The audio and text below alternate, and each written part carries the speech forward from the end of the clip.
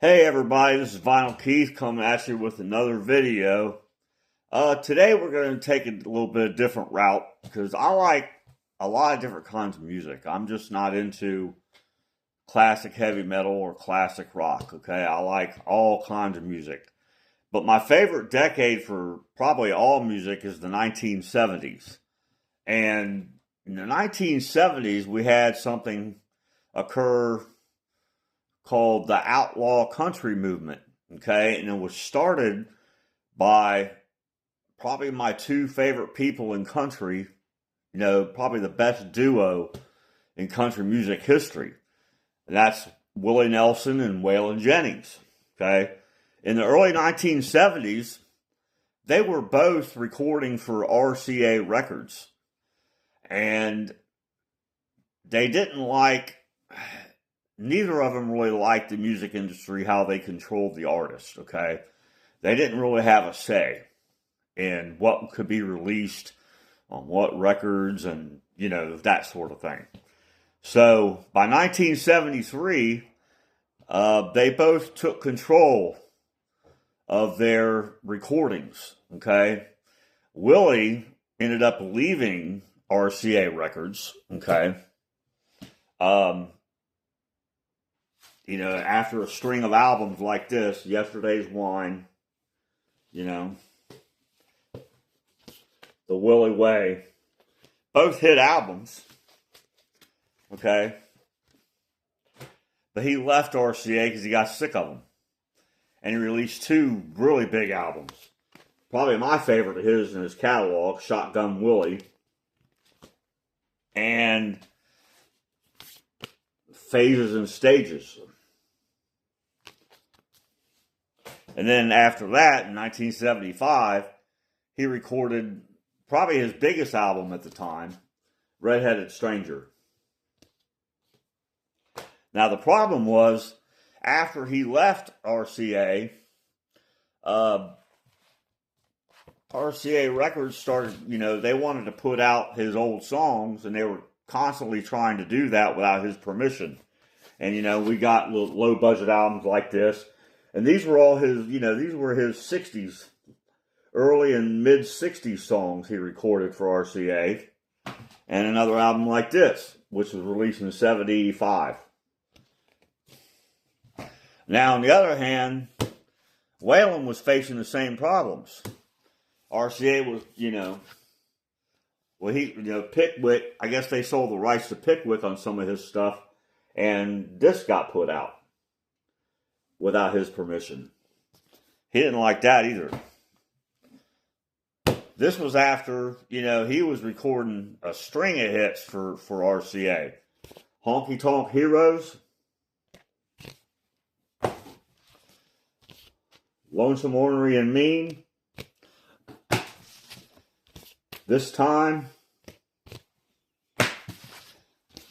Ramblin' Man, and finally, Dreaming My Dreams. Willie and Waylon were the shit in the 1970s. They dominated country music. And they started the outlaw movement. Like I said, Willie left RCA, started recording for Atlantic. And when that happened, there was a record producer at RCA. His name was Jerry Bradley. And he got together with Waylon and said, look, we don't want to lose you too.